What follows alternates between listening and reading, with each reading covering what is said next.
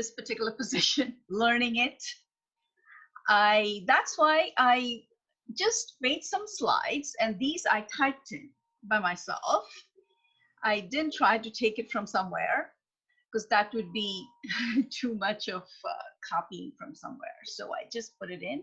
What is the office of the president of a Toastmasters club? Well, TI, which is our Toastmasters International, says he, she is the chief executive officer. Okay, the managing director, and of course the cheerleader, which I think is very important, and a coach of sorts. Chief executive officer. Now, what does that mean?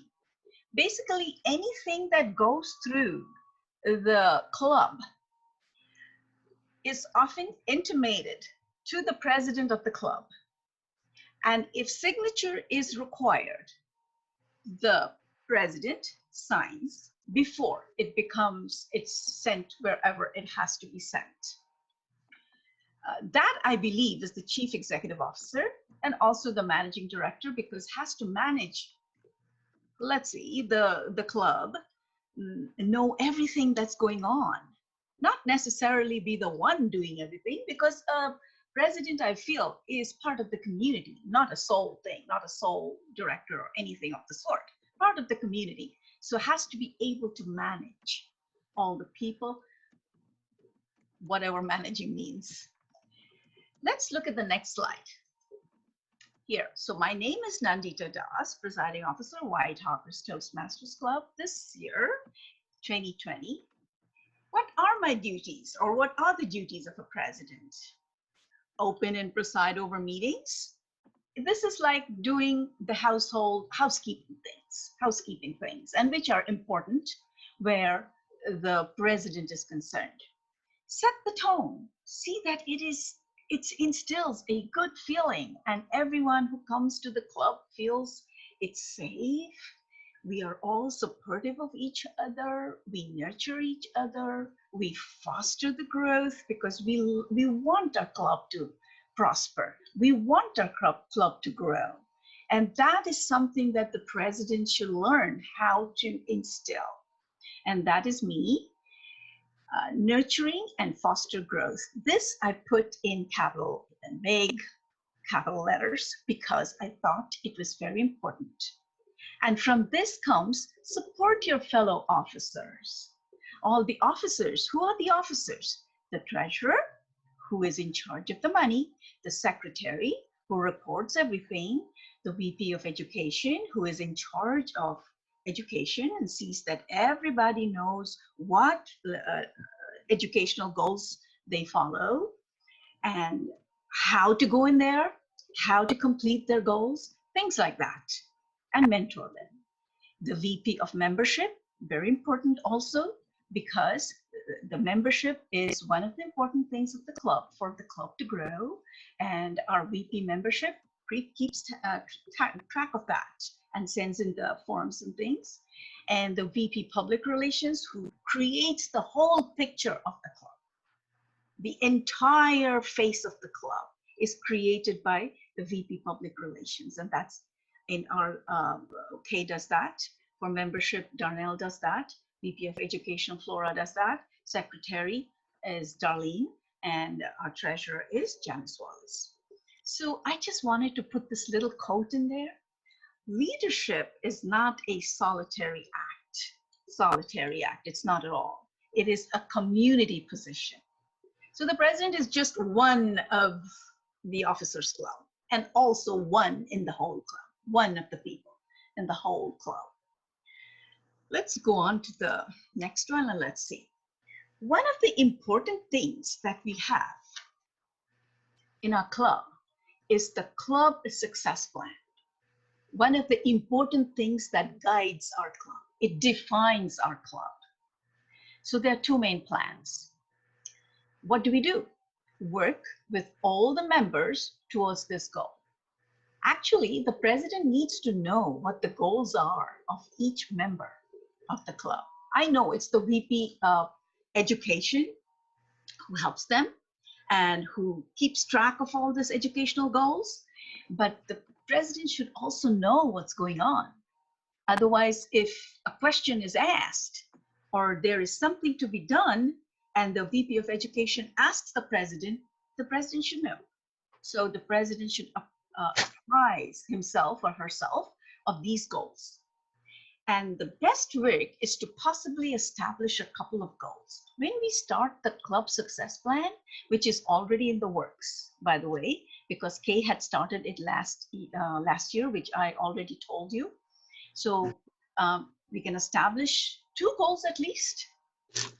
One of them obviously would be getting more members, and secondly, trying to get our goals in education.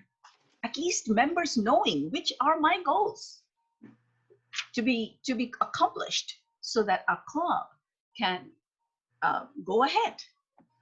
Delegate responsibilities. The president doesn't have to do everything, nothing at all. Just delegate responsibilities because they're officers who are meant to do that, and everybody should be included. We have decided that we will work on increasing membership.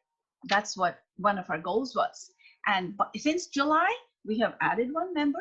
That's a success plan, one of the things in our success plan. Okay, so we have added Angelina, and we have also, just before that, we had added Rachel. And so our club is growing, and that's one of the things, very important, one of the things that we have added in our club. And that's the first step. Working toward educational goals is another step, and achieving awards enhances the club.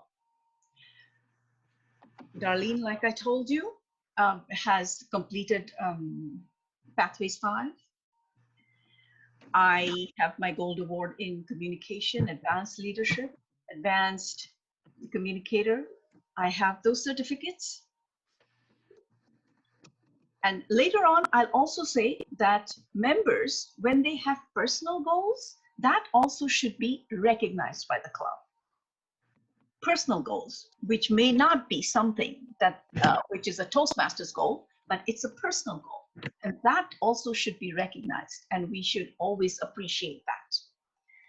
Chair a monthly meeting, which is another important thing that we should do. Also comes under our club success plan. And we are doing one after this meeting. So every month, it is imperative that we have a monthly meeting just to catch up on the different things that are happening in our club. Let's go on to the next one. Again, I'm still continuing the club success. Have to be aware of the club DCP requirements. Also see that members are aware of it. What is a DCP requirement? That is a distinguished club membership requirement, distinguished club, yes. And the problem is that it's not just the president who should know it, everybody should know it. And it's all the requirements are in our pathways list of requirements. Everything is there, and there's a certain page, and there is also a link to it. Understanding the DCP requirements, this is the distinguished club, okay, drives the success of the plan, and these are internal. Okay, let's see. Now, the DCP requirements, it drives the success plan. See, they're all linked together. The success plan and the DCP requirements. To become a distinguished club, we have to accomplish our club success plan. And it is right there. Who are the officers? Which awards have we got? Have we done these certain things? So all of these things are all in the club success plan. Is it operating as a team? Is the club operating as a team? Is there a positivity in our attendance and in our demeanor? Okay, do we have teamwork? All these things are in the club success plan. All right, let's go on to another one. Okay, the second point, standards outside of the club meeting are, we have to encourage, at least the president with the officers, should encourage the completion of educational goals. They lead to club success. So in the club success, we also have who has completed which area in their education. And here is the link where we can go. If we click on this, we can go to our pathways and find our paths and try to complete each of the goals over there, because that is our educational goal. Next, another thing that the president needs to do is represent the club at area, district, and international levels.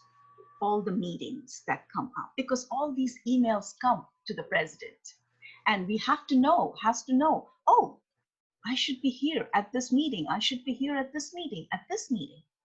And here, the vice president of education becomes very important, because with the vice president of education, the president should represent in the area council and the district council meetings. Ours is District 33.